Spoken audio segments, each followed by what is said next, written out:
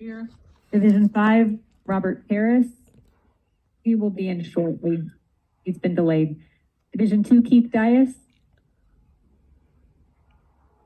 Division 1, Drew Mercy. Present. Division 3, Frank Donato. Here. Division 4, George Lane. Here. General Counsel Kim. Here. Assistant Manager Thompson. Present. And Holly Hughes present. Thank you much. If we'll move on to item number 4, voluntary public roll call.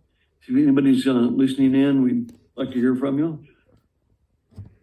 White Fence 3, Jack Cephas. Hey, Jack, welcome. Thank you. Thank you. Joe Long, Stan Tech Consulting. Welcome. Justin Bell, Montgomery and Associates. Welcome.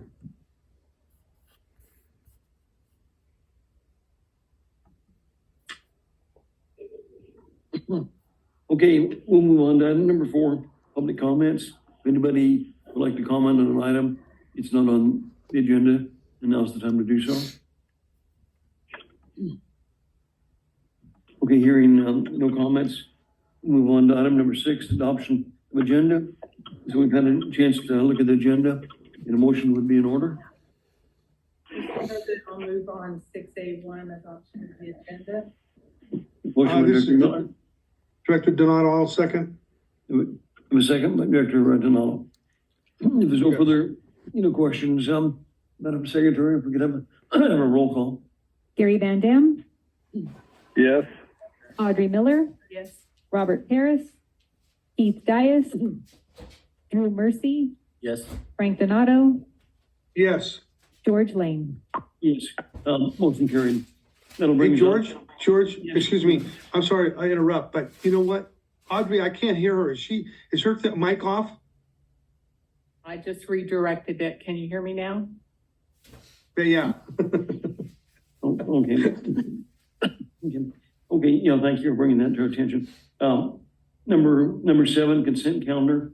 We just have one item, the minutes of July 23rd. And so we've had a chance to review those. A motion would be in order. Mr. President, I'll move on 7A1, approval of the minutes. Motion by Director Miller, I'll second. Second by Director Mercy. If there's no further, questions or comments, Madam Secretary. Gary Van Dam. Yes. Audrey Miller. Yes. Robert Harris is not present yet. Keith Dias. Drew Mercy. Yes. Frank Donato. Yes. George Lane. Yes, motion carried. We're gonna move on to item number 8. Finance Committee, and Director Donato is chairman of that committee, so we'll turn it over to you, Frank. Okay, thank you, Mr. Chairman. Okay, that brings us to the item 8A1, consider impossible action to accept and file the check registry list for the period of August 15th through the 28th. And I know General Manager Newsom is not there. Peter I think is going to take his place. Is that correct, Peter? That's correct. Thank you, Director Donato. So it was a brief finance committee. We went over the checklist. There was a handful of items that were discussed and brought out. First is our Department of Water Resources variable charge of 1.7 million. And that's for moving the water, and that moved about 12,000 acre feet of water. Other items that were brought up of interest was our annual payment to AV Edge for our membership there. Also, our progress payment on Avek's audit to Edie and Payne, and our annual software renewal for our GIS software through Environmental Systems Research Institute. So, but we're happy to dig into that and answer any questions you might have about the rest of the checklist. I have a question on line 27. The Carrier Corporation, was that the completion amount for the air conditioner? Yes. So is that the total that we paid to get everything fixed? I believe so. I'll turn my head over to John. Yeah. Yeah. Thank you. Okay, there's no further, any questions or comments? On, board order, 8A, 1.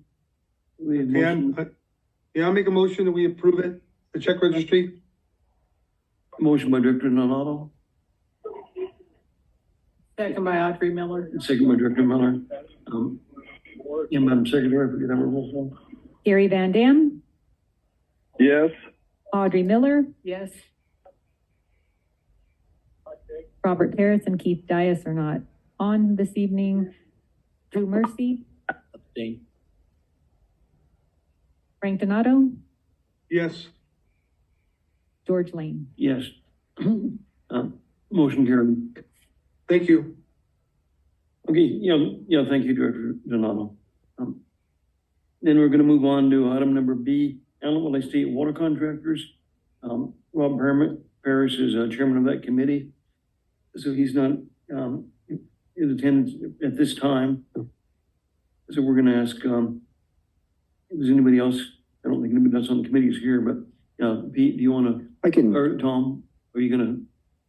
I'll go ahead and introduce real quick, Tom, and then Tom's going to take over from there. So the AV State Water Contractors Association met, and there was a presentation on some grant opportunities for putting in culverts that would resolve some flooding issues throughout the valley and also allow for natural recharge to extend further into the Antelope Valley and allow for different state water contractor agencies to essentially move more water into the valley during wet years. And the association approved recommending to each agency's board continuing to cooperate with LA County on the grants and to potentially have the association serve as the lead agency for those grants.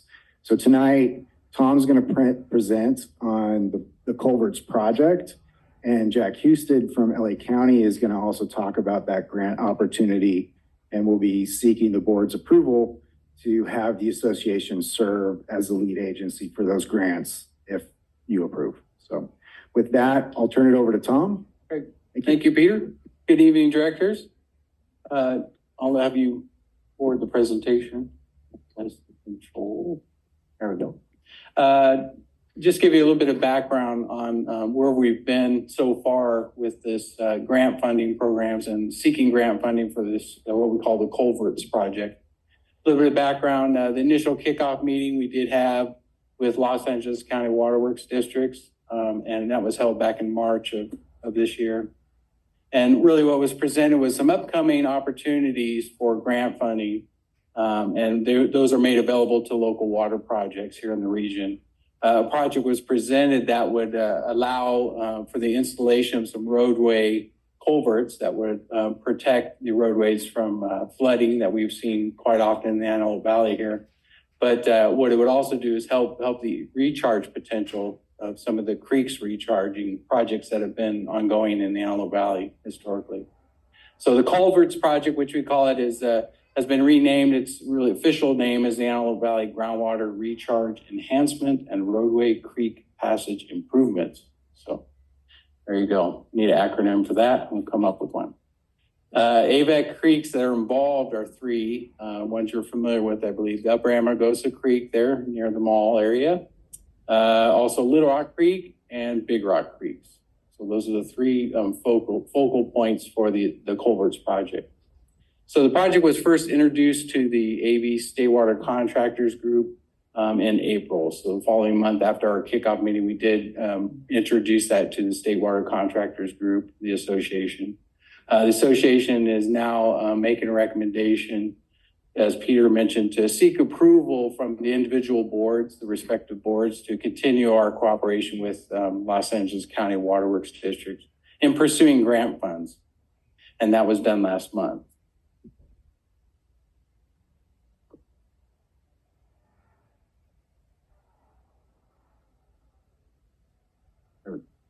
Potential grant programs for the culverts project. Again, the association is collaborating with Los Angeles County Waterworks staff and their consultant to identify potential grant funds, funding opportunities again for helping flood control in the Antelope Valley and also enabling improved recharge, as we mentioned. Just to point out again, the three proposed culverts in the areas that are affected, or the projects that are affected at the upper Amargosa Creek. So what's been determined is a culvert would be required along West Avenue in Palmdale, and that would be really the lower Amargosa Creek area. So off of 10th Street and Avenue N. And then Little Rock Creek would be a culvert required along East Palmdale Boulevard, which is very commonly flooded throughout the rainy years. And that's an LA County road, easement road. Big Rock Creek culverts would be required along East Avenue T and Avenue S and in the Parablossom area. That again, too, is an LA County road. Here's a map, just an overview map showing the three different regions. They're kind of boxed in there.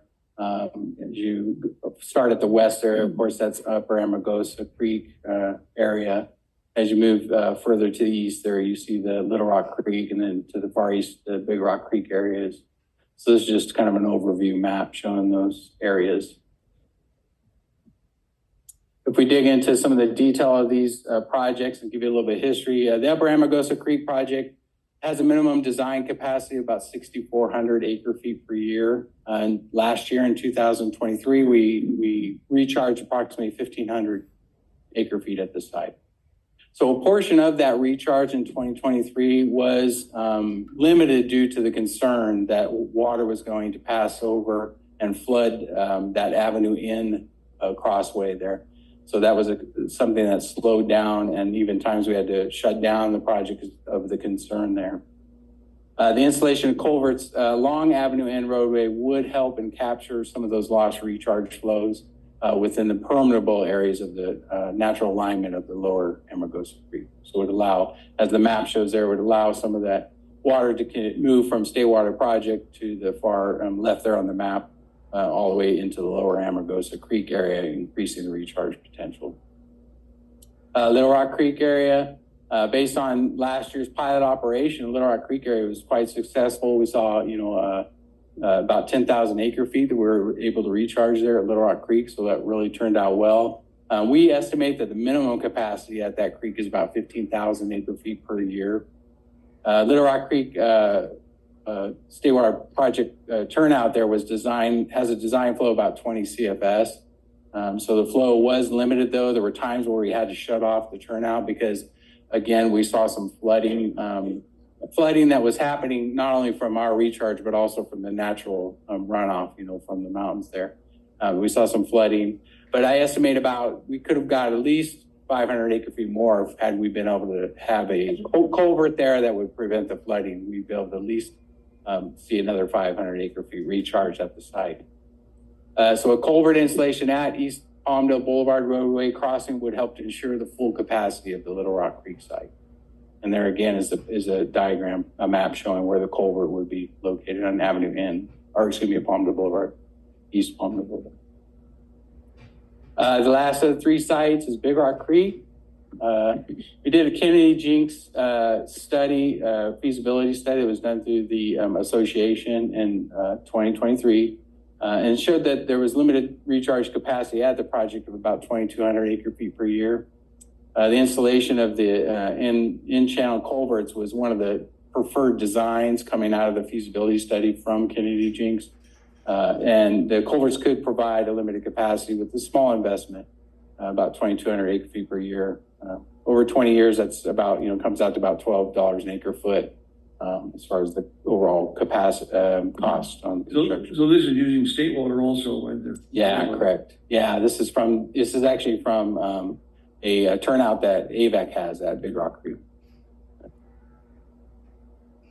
I want to show you this map. We thought we'd kind of look at some of the potential benefits that we can see, not only getting recharged, but also helping out with land subsidence and overpumping within the region. This is a map that was created based on the Antelope Valley Water Master annual report from last year, 2023. It was just completed. So what that shows is the center contours, the red contours in the center of the Antelope Valley groundwater basin. Those are subsidence, historical subsidence lines. And they show basically where the areas are of most concern, where we've seen the most subsidence since the 1930s. And what it does too is we overlaid the Upper Amagosa Creek, the Little Rock Creek, and Big Rock Creek alignments, just to show you that, you know, there is a potential if we had those culverts in place, which are shown in the dark blue little shaded areas. If we had those culvert areas in place, we'd be able to move more water into that area that's been overpumped over the years, and would help with the subsidence issue that we see in the Antelope Valley. Okay, I'm gonna turn over to Jack Husted, who's from Los Angeles County Waterworks, and he'd like to go through 2 potential grant funding opportunities and answer any questions in that regard. Great, welcome.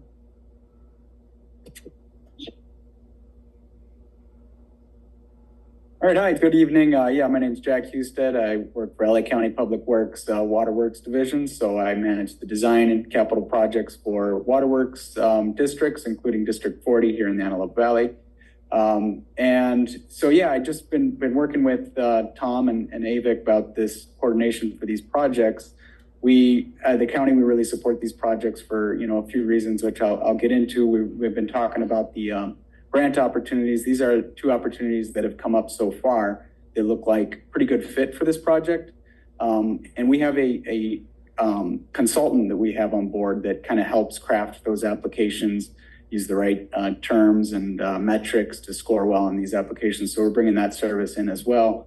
And the first one, these are both from the Bureau of Reclamation, federal grants funded by the bipartisan infrastructure law and federal funding. So there's the Water Smart Drought Resiliency Program, and this one is for kind of medium-sized projects. So I think it's a max project size of up to 10 million, and they'll fund up to 3 million, and you have to match at least 50%. So say you had a $6 million project, they would reimburse 3 million of that. And some of that match contribution can include the design and engineering that goes into it. But this notice of funding opportunity was just published in July, so we have a short time period to put together the grant application. Is due by October 7th. And so we're, we've already kicked off those meetings with the consultant and Tom, so we'll go start gathering the data. And if, Avek chooses to submit the application, we'll be ready to meet that deadline. We're also looking into the second Water Smart grant called the Small Storage Program. And this may also be a good fit for the project. So if we're not successful with the other one, this is another option. It actually can be used for larger projects. You can have funding up to 30 million. It only requires a 25% cost share. So a lot of benefits there, but also this one's a little more complex. There's a feasibility study that'll be due in April. And then if accepted in the feasibility study, you go into a next phase. So we're still learning more about that program. I think that this drought resiliency will be a good first try to go for. So those are the grants that we're kind of coordinating on right now. And I think here's the next slide. Now, would the county be paying for what percentage of it? So at this point, we're paying for this grant application process. If you go back to that next slide. So we would be paying for the grant application process and assisting with that. We weren't at this point providing any funding towards the project. Kind of going into it, what the county, we have a couple major interests in this project. One is just more sustainable, resilient groundwater in the Antelope Valley, which is obviously of interest to all of us. Then 2 is, I didn't even realize the benefits this has to our road maintenance. So I'm also in discussion with my colleagues in Public Works Road Maintenance about perhaps their role in this project, other than, just that they obviously support the project, but if they could take on any partnership in it. So now with the county, your last answer, you're not looking at, financing any of it, paying back these matching funds. Is that being considered? Yeah, at least Waterworks District, since it's not actually any waterworks infrastructure here, this is just road culverts and groundwater recharge. So, we are pretty much, limiting our work to our pipelines, our waterworks infrastructure. But well, the county does have wells. Yes. From our groundwater table. Yeah, and so that's why we have a big interest in seeing a more sustainable water. But the financial end of it, Yeah, so I mean, we can discuss further on that matter, but I mean, for right now, we're just helping with this grant application program. But yeah, if you go to the next slide, please, I think I have some info on that. So like I said, we really support this project to improve water supply resiliency from the waterworks But if District you 40 support it, perspective. you gotta open up your wallet. Well, we are at this point, we are paying for the grant application process and for some of those things. So we're already committing some, in our own staff time. So we're gonna help prepare the grant application. We can provide a no-cost construction permit for the construction at the county roads. And, we can provide some design and hydrology review. In fact, for this grant application, we'll assist with I think it'll be important to develop some kind of concept level design. So we're kicking off some effort to do that because it'll score a lot better in the grant if we have a concept project, not just, an idea. So we're working on those items and, preparing this grant application. But that's where I'm talking with my colleagues in the road maintenance about also a funding partnership possibly, because we realize that there really is a big benefit for them. I got out to the field with them and looked at the different sites and kind of heard the stories about the issues they've had with road closures and safety issues and, the maintenance, the debris removal and everything that goes with those locations. So, okay, next slide. Can I ask a Yeah. question? Do you know of any development projects that are gonna be nearby any of those culvert areas that maybe they're able to help build the culvert as well or finance it?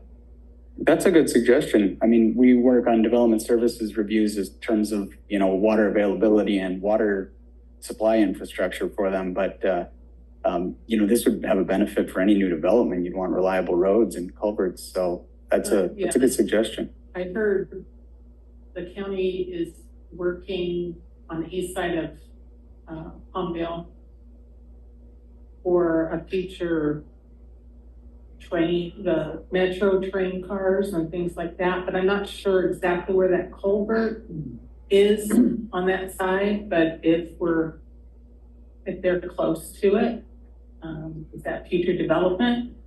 Avenue N, is there gonna be future development along Avenue N between Sierra Highway and 10th Street West? Or maybe somebody else would have to help with the project?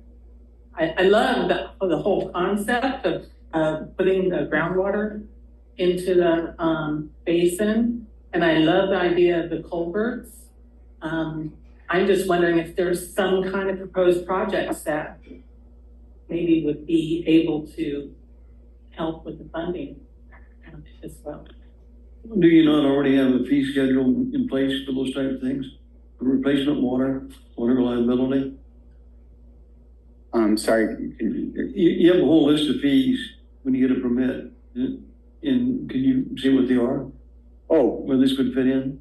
Water reliability and what are the fees, but the fees, you go on her question about a developer or about? when you get a meter, there's several different fees that are paid. Yeah. You know what they are? Yeah, not off the top of my mind do I know the whole breakdown, but there is, You probably already have a infrastructure fees and stuff They that, probably already have a fee in place. We don't pay for this. LA County, they're the major water purveyor in the Antelope Valley. So I think you need to think, hard about financing part of this if it goes forward. yeah, I think we can discuss that further, yeah. But again, as Director Miller was saying, you probably already have those in place, those fees.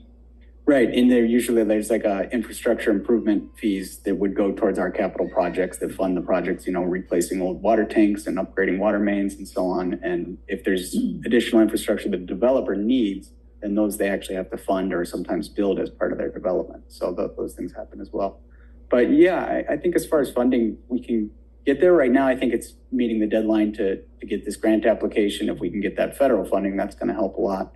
And like I said, I'm going to continue discussing with our colleagues in road maintenance about potential partnership as well. Can you get a copy of the fees and storage for development in the Antelope Valley in the different segments? Okay. Maybe give it to Pete? Yeah. Okay. Yeah, next slide. So kind of next steps, we continue this, project development. We kick off this grant application process, which we've kind of already kicked off, and we'll keep moving forward on that with, if that's the, if everybody accepts that. And then, we're starting the weekly meetings, applications due October 7th. The other thing to note is the project actually has to be completed within 3 years after it's approved. So it'll take probably about 6 months or so to hear back if we are awarded the grant. And then we'll have 3 years to build the project, which is a pretty aggressive schedule for any infrastructure project, but that's just the way it is. So, and we'll continue monitoring for other grant opportunities. So we're still keeping an eye out and watching out for other opportunities that this would be a good fit for. Next slide, please. This is just some photos in case anybody wasn't familiar with the location like that. Palmdale Boulevard there was flooded in April. So as late April, it was still having issues and they were still having a lot of problems due to the snow melt this year after a wet year. So it really brought a lot of attention to how there's definitely a transportation benefit to this as well. And next slide.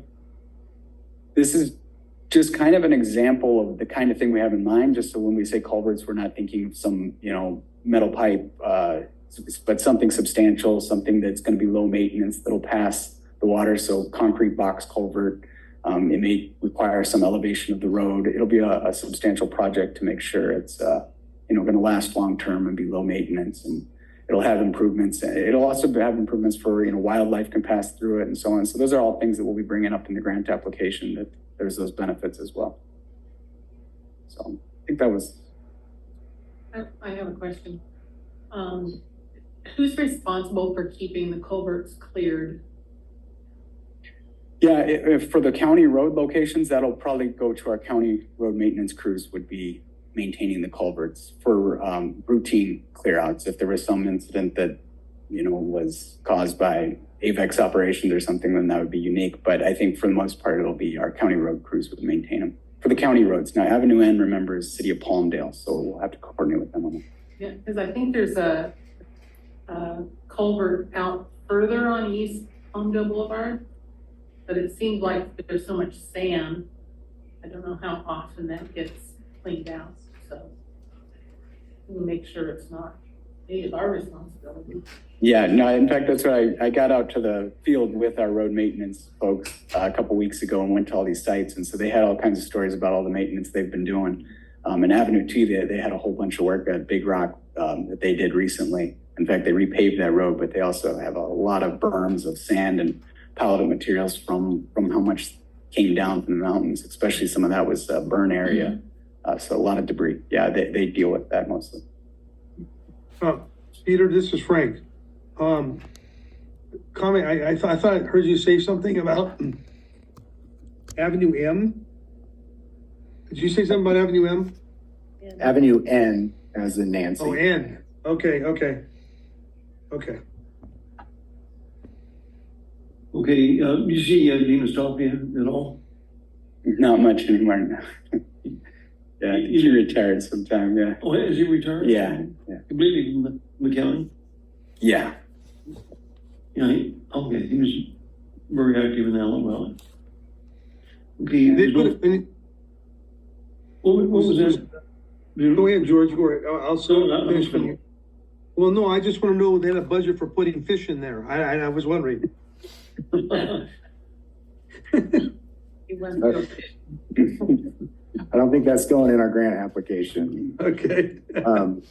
President Lane, Yes, I would just like to also caveat that if the board approves the association to move forward with the grant and cooperate with LA County, we'll spend the next 6 months developing a mutual, an MOU for cost share and responsibilities. And if we can't come to an agreement on cost share, and we'll look for a cost share with the developers, with LA County Roads, LA County, City of Palmdale, and the other state water contractors. But if we can't come to an agreement on that MOU, we don't have to accept the grant and we don't have to move forward with the project.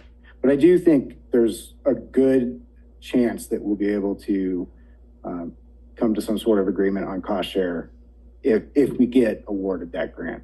good comments. Okay, was there any further questions from the board or anybody? else? Okay, so I think we have a board order. Mr. President, I'll move approval of item 8B1. You have a motion for item 8B1. Director Donato, I'll second it. Second by Director Donato. I have a question. Is that specifically for one grant or the other, or, what are we moving? We're seeking approval to cooperate on both grants because we'll need to submit the other one before we know whether or not we've been awarded And the first. first one has to be in before the 7th of October. Yes. So you gotta move fast on it. Okay, so it's, going for those grants Both that grants. were presented at this time. Correct. Okay, thank you much, Madam Secretary. If we can have a roll call. Gary Van Dam, Yes. Audrey Miller, Yes, Drew Mercy, Yes. Frank Donato, Yes. George Lane. Yes, motion carried. Yeah, thank you much. That'll bring us down to item number C, High Desert, Water Bank Committee. Director Donato is chairman of that committee. We've got Yeah. 3 items. So Yes. I'll turn it over to you. Yeah, we met back on the 28th of August, 29th. And, Justin's gonna go through these with us. He did a complete presentation for the committee and now he's gonna do it for the entire board. Director Donato. Good evening, President Lane, members of the board. We'll start off, we've got 3 items under the High Desert Water Bank Committee. We can't hardly hear you. Check. All right. I think I'm on now. There we go. All Now right, you're good. on. Thank you, Director Donato. Okay. All right, good evening, members of the board. We've got 3 items for the High Desert Water Bank this evening, starting with the monthly update, followed by 2 action items that we'll go through after that. So we've got a few members of our team here tonight in the room with us. We've got Paul Chow from Kennedy Jenks, serving as our program manager. And then we also have Earl Schwartz from Kennedy Jenks, is our construction manager on the project. And then on the phone tonight to support our Joe Long with Stantec, as well as Justin Bell from Montgomery and Associates. So let's jump right into it. All right, so just starting with the kind of current status of the project, we delivered about 5,000 acre feet total in August to the project. We're currently delivering about 100 CFS or close to 200 acre feet per day.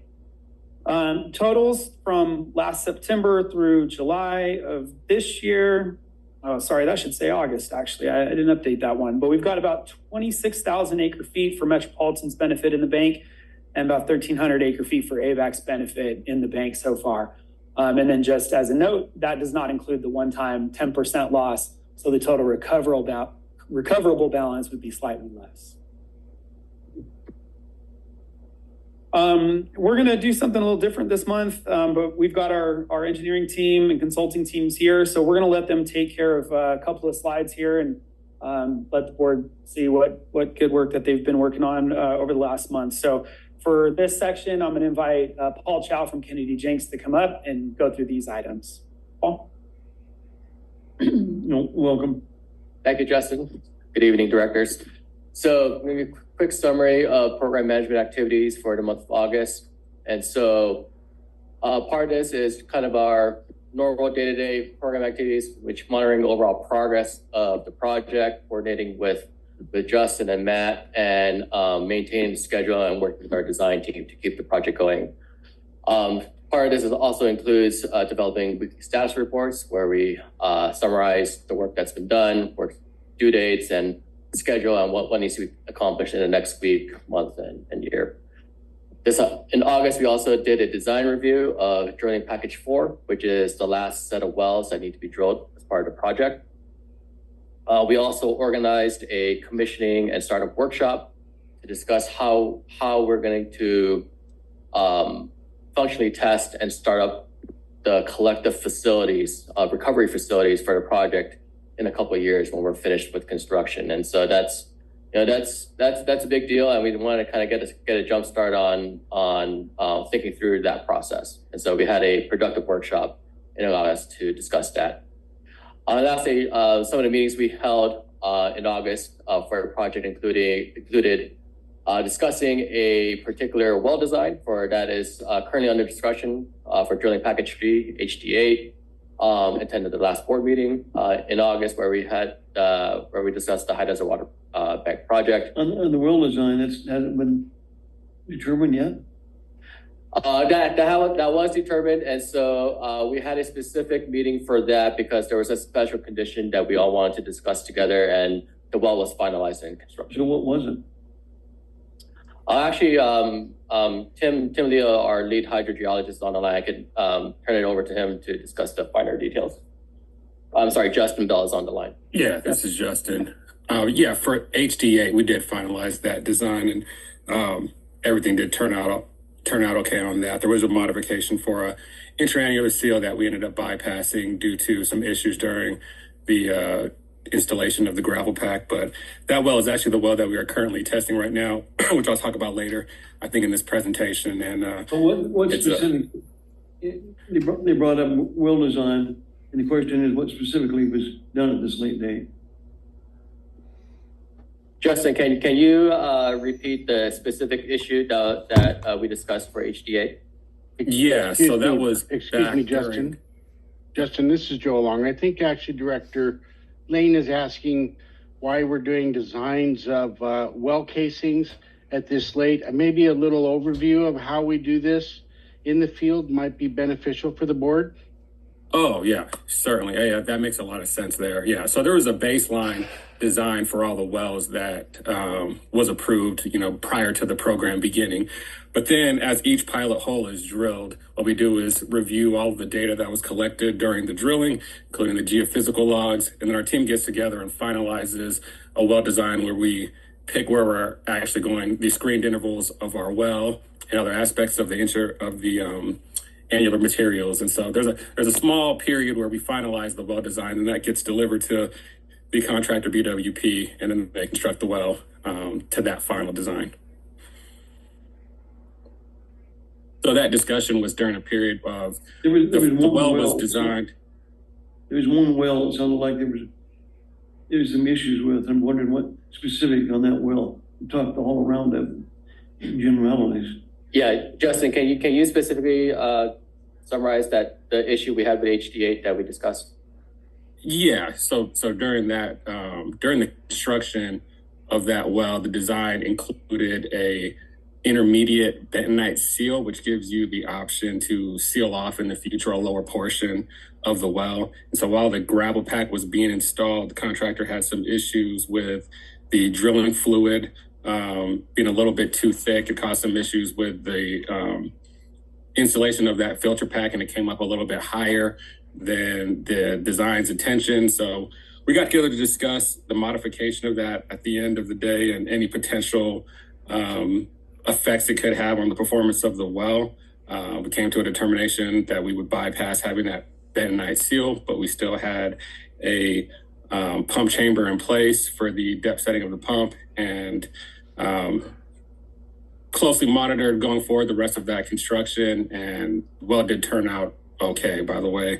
And is actually just one well, is that correct? This is one well. It's just one well. Like a candidate's forum right there. What was that? It's starting to sound like a candidate's forum right there.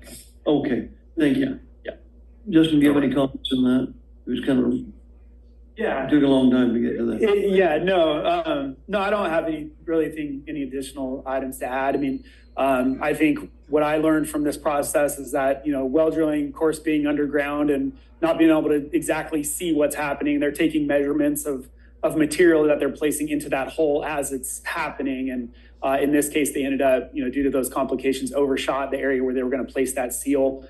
Ultimately, after looking at it, they determined that it should not have any future impacts on the performance of that well, which was the big important thing for us. Obviously, we want to get production out of that. And so at the end of the day, we think it's going to be okay. But yeah. Okay, we can follow your explanation. Yeah, okay. Okay, go ahead. Anything else, Paul? Actually, that was the conclusion of my update. Happy to. I have a question. So that oversight, it's not gonna cost, us any extra time or money. Is that correct? That's correct. It did not, result in any. Yeah. Okay, So that's on their dime, is that correct? that's good. I want to see any change orders. Thank you. Yeah. Okay, good. Great. Good Okay. comment. Thank you, Paul. So the next item we're going to go into is the engineering and field work, and this is work being done by Stantec and with some sub-consulting work by Montgomery and Associates. So Joe, why don't you go ahead and take it from here? Good evening, board. I apologize for not being here in person. When we changed the date of the board meeting, it caused a couple of constraints for me late in the afternoon. So I will look forward to seeing you at the next board meeting. But with that, we'll move on with our report for this month. As Paul had said, we're going through the last stages of finalizing well drilling package number 4.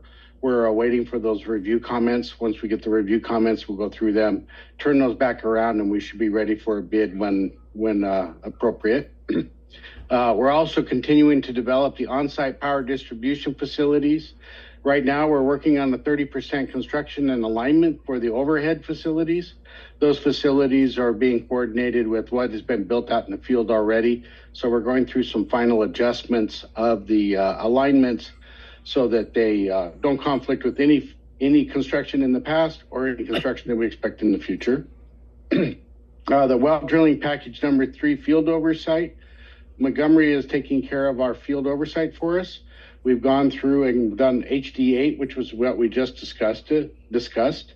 Well number 5 has been designed, constructed, and we're beginning the development on that particular well. And HD number 3, the pilot hole drilling is completed. The well design has been completed, and we started reaming out for the full size casing to be installed.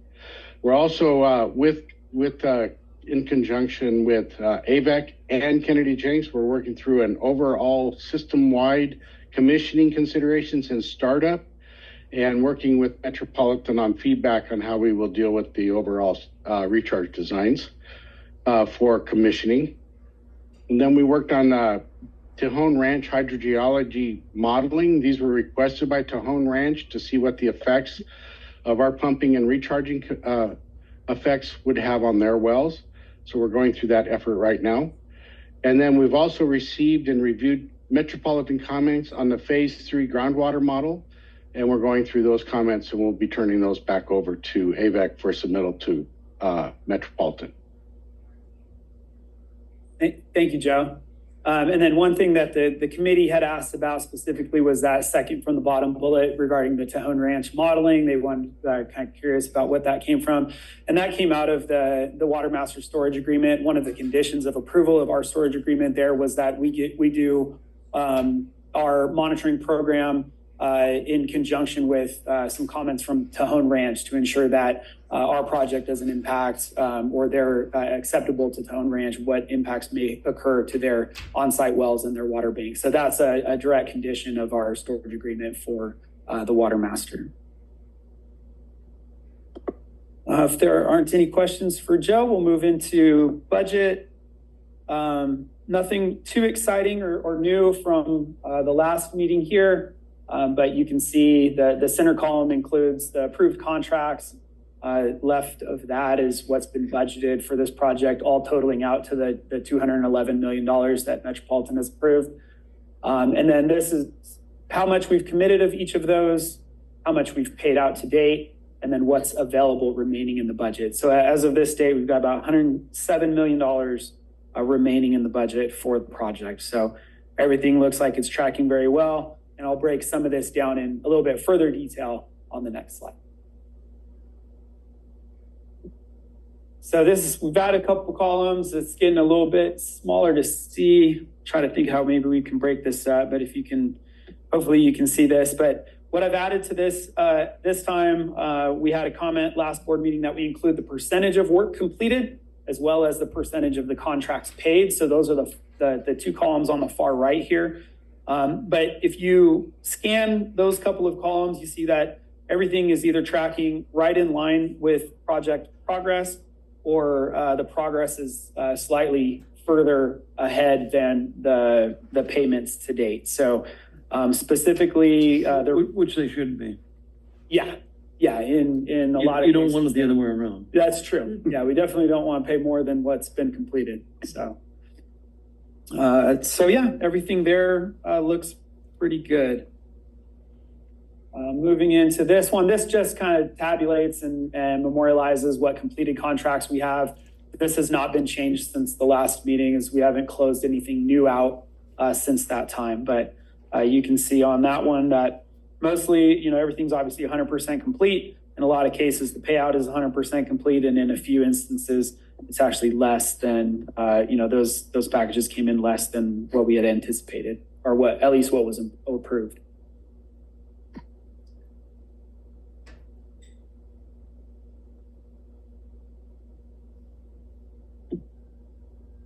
And then here we get into our contract, capital program account activity. So this is the funds going in and out of the capital program account that pays the bills for this project and is reimbursed by Metropolitan Water District. So to date, you can see we just received a deposit from Metropolitan a few days ago. That brings their total deposits towards this project of almost $95 million. We have one outstanding invoice right now to Metropolitan, which is due kind of mid-October for just under $1 million there. So they've done a good job paying on time, and we've been able to successfully manage the flow of cash in and out of the capital program account. So we're going to move into construction, but before I bring Earl up to provide a project progress update, I wanted to share some photos. I think we've got some pretty neat photos to share that we shared with the committee. And even a few extra that the committee requested. But this photo here is from commercial aircraft. Diana Mills, our receptionist up front, took that photo out the window as she was flying to Arizona, I believe. And so, yeah, I mean, it probably looks pretty foreign to folks that don't know about it. But we thought that was a really cool picture that she took and wanted to share that with the board. So you can really get a very high level view of what that project looks like. And we mentioned to the committee that we'd seen some antelope out there. So I asked our team members that are out in the field all the time to send me some photos. So I've got a handful of those to share. So there's one just nearby the water, down by one of the basins. One of Montgomery and Associates field hydrogeologists took those photos and sent them over to us. Pretty neat. Another really good picture from another Montgomery and Associates field hydrogeologist. I took this one actually when I was driving around out there. You can look underneath the tree, both in the foreground and in the background. You can see a handful kind of resting in the shade there. It's a really great picture by our inspector that's out there. So he obviously had a much higher quality camera than I had, but got a really good picture of that guy there, and a similar one of him kind of walking away, I guess. Thank you. Appreciate that. Yeah. So, yeah, just a handful of pretty cool pictures out there. And then these we did share with the committee, just a few pictures I'll buzz through, but just pictures of the basins that we've got out there. Just pretty cool to see at the right time of day and everything, but looking good. I'll invite Earl up here to give a progress update on the project. So come on, Earl. Thank you for the pictures, Justin. I'll bring in the envelope back. Yeah, it's really cool. Yeah, that's that one herd. So there's some bucks and stuff. Yeah, thanks, Justin, and good evening, members of the board. So we have the two projects to update tonight. We have the Nicholas Recharge Project. It's coming to an end. We're September 10th is the official end, which was yesterday, but we do have that change order that was authorized, and that started actually today for the spillway, the riprap spillway extensions. And good news from Nicholas, from what I heard, is I'll be out there tomorrow, but we do have our inspector on today, but they're anticipating that each one of those spillways may be able to get done a little sooner. So that's always good news to hear, and we'll see if that pans out. And as each one is performed and completed, we'll be able to obviously adjust to get additional recharging going on, taking advantage of those basins. So very good on that. Really just the project is all superficial improvements are now complete. I'm going to be doing a final punch list walk with our inspector tomorrow because I'll be on site there, and that's pretty much the status on the recharge project. Nicholas has done a great job. Let's see, is this? Okay, yeah. And then as far as pictures, just for the recharge job, some before and after, what was accomplished in August was just really the superficial improvements, finalizing those, the appurtenances, painting of the bollards, painting of the meter registers, really just tuning up just cleaning up the berms for any final punch list items. So kind of picture on the left was before the painting, and then the picture on the right post painting. Yeah, and that's really just been going on prior to today. There had been a riprap being delivered, getting ready for the spillway extensions portion of the change order project. So they've been hauling for the last 3 weeks, bringing in riprap material. Yeah. Let's see. Is it? Let's see which one. Yeah. Okay.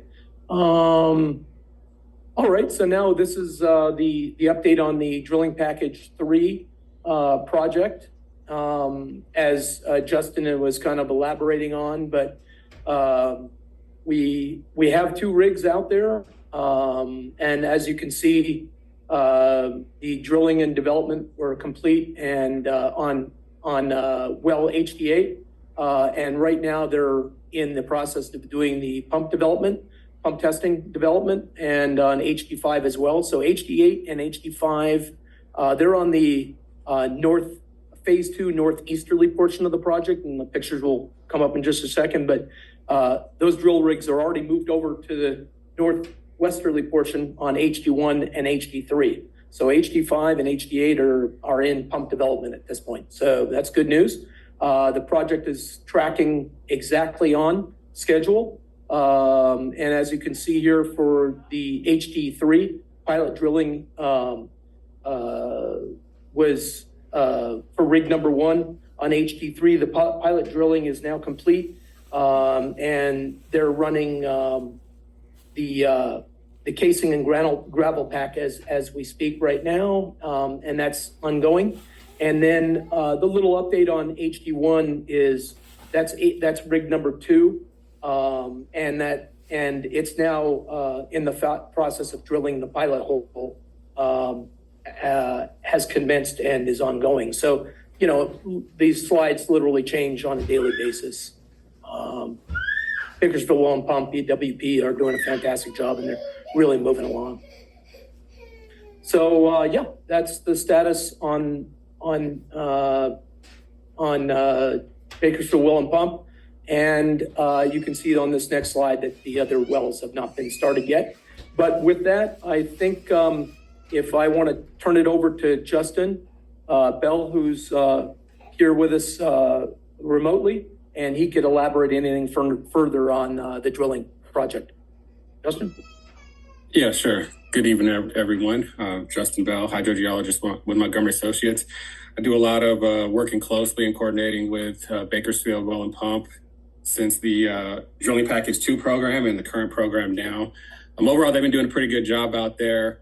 Like we talked about, we are, as of this morning, started our first test for HD8, the first completed well of this program. After pump development, it was a pretty successful pump development. It was specific capacity, which is a generally good indication of a well's yield, was measuring at about 20 GPM per foot of drawdown, which is relatively high for the site and is pretty consistent with some of the higher yielding wells we've seen on the northern portion of the site. And so they are currently installing a temporary pump at HD5 pump and discharge assembly, and we'll be continuing with the same testing at that well in the coming weeks. Like Earl mentioned, there's still 2 active rigs out there. They have the final design for HD3 3, they'll be reaming, and the construction for that should begin sometime next week. And then, they'll be sort of just leapfrogging as we go forward for the rest of the wells. They just began the pilot drilling this week for the 4th well, HD1, and would go through the same process of that. After the pilot hole is complete, we'll log the well, log the boring, conduct geophysics, and then get together and get a final design for that and get that approved and then move forward. So it's very active on site. Things seem to be going pretty well right now. Exciting times. Yeah, thanks, Justin. And then just wrapping it up on that portion, as I know Director Lane likes to certainly see as well, is just a couple of the pictures here. On the right is HD8. That's at the northeasterly portion of the site. Again, HD8 in the foreground, and HD5 is in the background. Again, that's at the northeasterly portion of the site, phase 2 north. And a couple other slides as well. HD5 is on the left, and I believe that's HD8 is on the right, if I'm not mistaken, or it might be HD5. It's kind of hard when it's close up. And then picture on the left, just some pictures of some of the, I just snapped these, just the gravel pack material. So basically the material that's used in some piping for the project as typical for these wells. And so that does now complete that portion of the presentation. Thank you. Thank you. Thanks, Earl. All right, this is the final slide. Just no other items other than that to update. So that concludes the monthly report. And unless there's any questions, we're ready to move on to the first action item under the High Desert Water Bank Committee. So Director Donato, are we ready to move forward?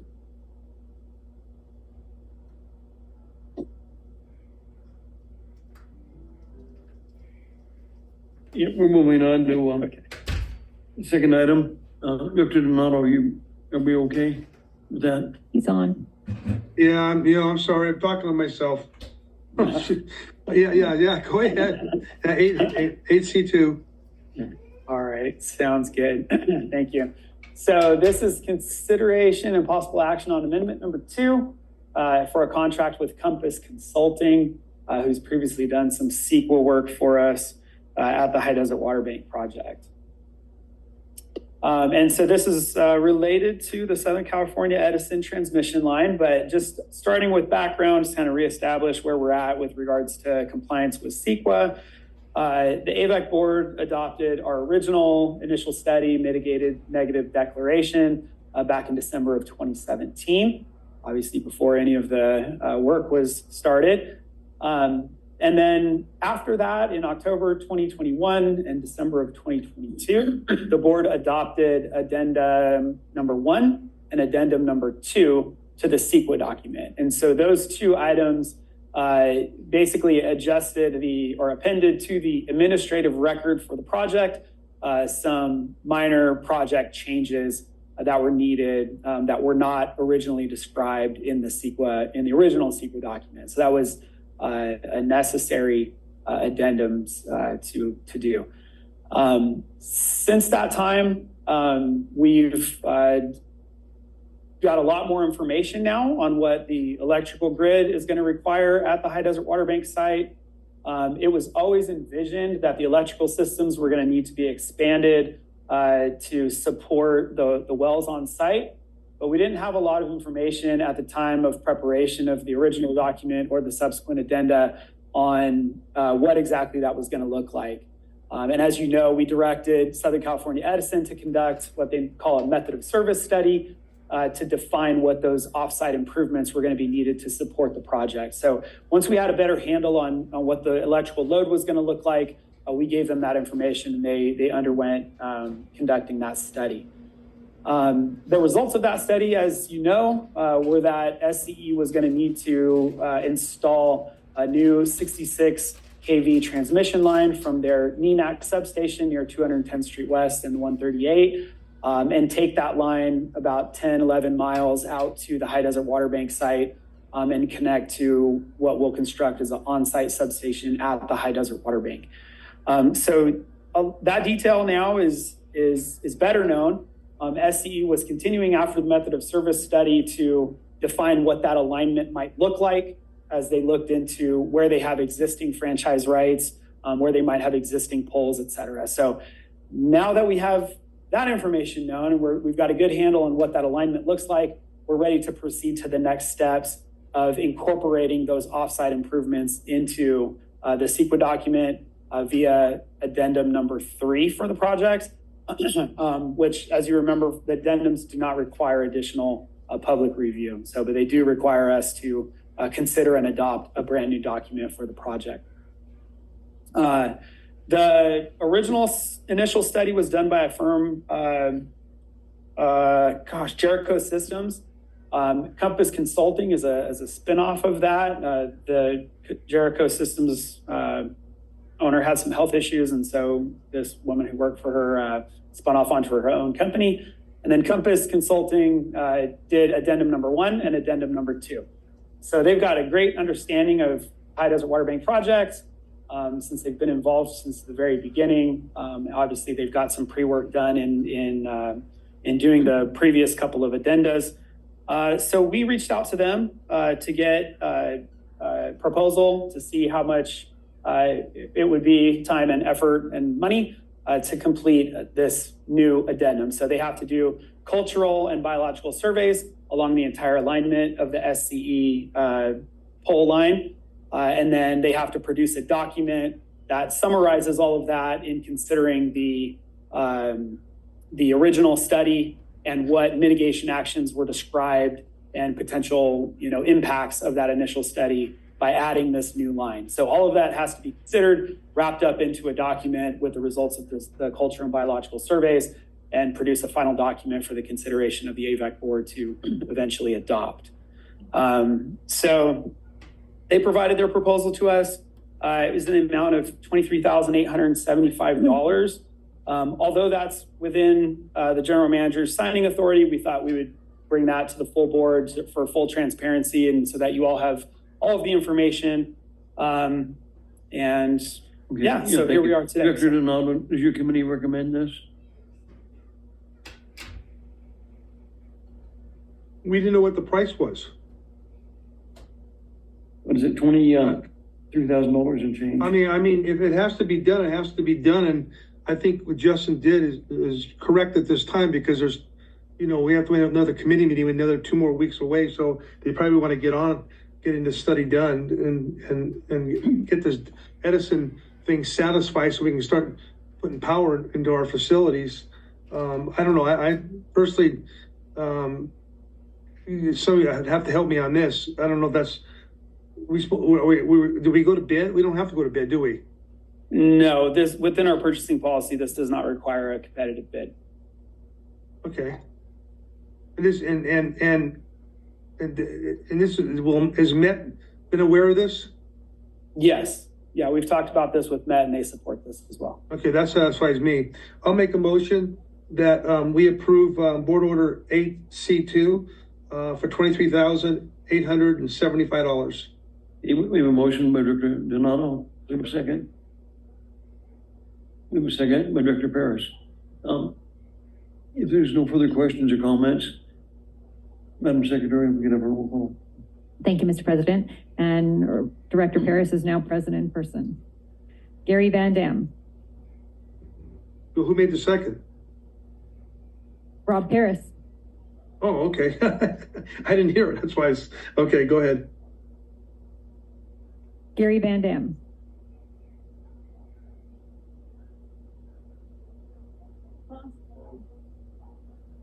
Gary got off the line. So we got one and then we lost one. Audrey Miller. Yes. Robert Paris. Yes. Keith Dias is also on the line. Can you respond, Keith? No, he's listening. No response. Drew Mercy. Yes. Frank Donato. Yes. George Lane. Yes. Motion carried. Thank you. All right, thank you. Last item, if we're ready. I've just got one slide on this, and this is consideration possible action on accepting partial acceptance of the stage 1 and stage 2 recharge project that Nicholas Construction is working on. So Nicholas Construction's contract included a milestone to complete the stage 1 recharge basins in 2023 to allow us to deliver water to the project as soon as possible. As you probably recall, we began deliveries to that project August 21st of 2023, and we continued deliveries to that project through the end of 2023, ultimately delivering about 13,000 acre feet into the project by the end of that time. And as you saw earlier, we've delivered about 26,000 to date. The public contract code defines completion as the occupation, beneficial use, or enjoyment of a work of improvement, except for not including just starting up for testing, accompanied by a cessation of labor on the work of improvement. So work together with Tilden, who's here tonight, to discuss this item. And by that definition, the stage 1 area of the project, which is stage 1, is defined by a specific set of plans in the contract documents, has been complete really since August 21st. And because of that, staff would recommend that we file a notice of completion on this portion of the work. One thing that Tilden recommended is that if we choose to take this action, that we formally get Nicholas Construction to agree that as a result of this, we will not be releasing any additional retention on the project. As you recall, the board already authorized the release of 50% of the retention. So no further retention would be withheld as a result of filing of the notice of completion on this portion of the work. And then this. I have a question. Go ahead, Director Donato. So so I don't think the committee has gone over this, have they? Mm-hmm. Yeah, we discussed this at the committee a couple weeks ago. But why is it a board order? There's no money involved. I mean, is there money involved? No, but filing of the notice of completion is required by board action. Oh, okay, that's what, okay. So that's what we're, the motion will be made on filing the notice of completion for the High Desert Water Bank. Correct, for stage 1 of the High Desert Water Bank facilities. So we would. Whoa. Let's slow down there, because those are two different items. Mm-hmm. So, okay, let me back up. This partial acceptance of the project. Nicholas Construction is still, as you heard, completing certain improvements at the High Desert Water Bank project site. We've been beneficially using what's known as the stage 1 portion of the site, which is the southern basins, since August of last year. So this is a consideration to accept those portions of the project that have been beneficially used since last August. It's stage 2 on this also. No, this just says stage 1 basins. Okay, so Justin, I understand what you're saying here, but we don't see any exhibits of what portion of the project is being done. Mm-hmm. Yeah. Okay. Well, you're right. Can you come back with that, because this is not. It's not the board, and you got to, if it's portion A, there's 3 portions, A, B, and C. You got to show us what we're talking about and what we're going to be voting on. Yeah, and I can. I mean, yeah, and that's fine. I'm not opposed. Justin, can you go back with the committee and straighten this up? Yeah, sure. I think we should go back to committee on this. But it does. You're talking about 1 minute. It shows 1 and 2 on there. Well, the project title is 1 and 2. This is only for stage 1, which I think is it's. We will come back. Maybe I understand what you're saying. Yeah, but that's how you have disagreements in the. Okay. Yeah, that's. But anyway, you're going to. I agree with that. Yep. Okay. No problem. We will meet with the committee and come back. Then you need to be specific. It's for release of project number 1, so there's no misunderstanding. Okay. Got it. Mr. Okay, President, and that concludes your report? I just have a question. Dr. Miller? If he describes it as basins 1 through 6 in stage 1, does that help clarify? Well, I mean, that's what you're talking about, right? Yes. But you know what? He didn't put that in there. That's what I'm trying to get at. Well, why didn't he put if they're not in there? We can clean this up. I just want to make sure that for the record, you know, our administrative record for our minutes and everything, that it's clear that it's defined similarly to what's in the contract documents. And the contract documents don't define stage 1 that we're talking about as basins 1 through 6. It's defined on a set of specific plan sheets within the, so stage 1 is a defined term within the contract documents, which is why we're using it here. But I will find a better way to explain this clearly when we come back the next time. Thank you. Thank you. Committee? It's gonna, I don't know if we have to move it, but No, we don't need to move. Yeah, Okay, yeah. so we'll just table this item until next time. okay. Okay, thank you so much. Okay, thank you. That concludes my report. The next item is general manager report. Will our general manager be coming this evening? He will be. I actually just got a text from him saying he'll be here within 2 minutes. But I was prepared to give this. It's really brief, and that'll give Matt Okay, time to yeah, walk in. proceed. All right. So we just want to give a snapshot of the current flows and where they're going within Avek. And things that I wanted to point out that are a little above normal or different than typical. You have Acton, that bottom line on conventional water treatment. The Acton deliveries via PWD are at 1.2 million, and that's picked up. And as Director Donato mentioned, that's probably due to like the heat that we're experiencing and also a decrease in pumping from the wells in the Acton area. Then also wanted to look over at the groundwater recharge. You see Westside Water Bank, we're still recharging a very healthy amount, close to 169 acre feet a day. And we're going to be doing that, I believe it's through the end of October, and then preserving whatever state water project we have left in San Luis in case we have a dry year next year. Also of note, we're getting healthy flows into Upper Amargosa. There's been some work that has been done on the basins, and that's resulted in better percolation in those ponds. So we're getting a pretty good recharge right now. But is water still flowing in? Yes. Or, I'm sorry, no natural water, just state water project water. And staff was interested to see what we looked like last year versus this time snap. And we're in total producing about 10% more water. So currently the flows are about 50 MGD, and last year at this time, it was 45 MGD going to our customers. And not surprising given the heat wave that we're currently experiencing. And happy to answer any questions you might have on this sheet if there are any. Okay, then the board or anybody, is there any questions? Okay, proceed. And then we just have the upcoming events. So just wanted to point out that we have the AV Edge luncheon coming up on the 18th. We have the AV Water Master Board coming up on the 25th. Special districts for North LA County. That lunch is on October 2nd.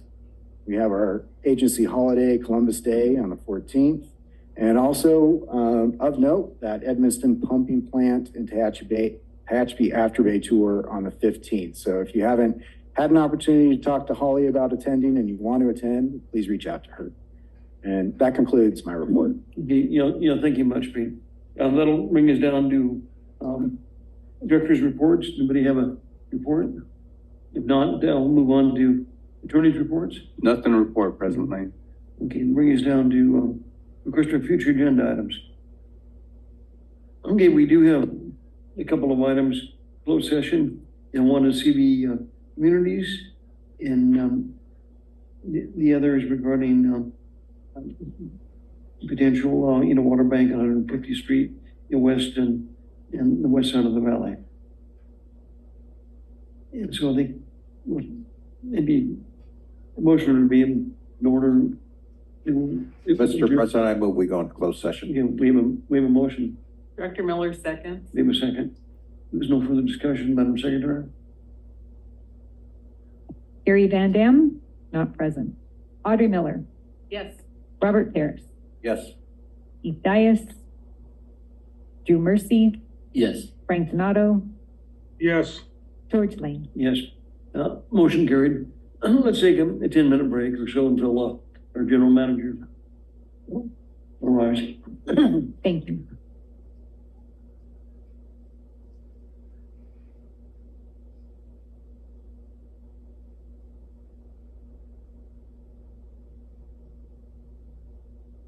Recording stopped.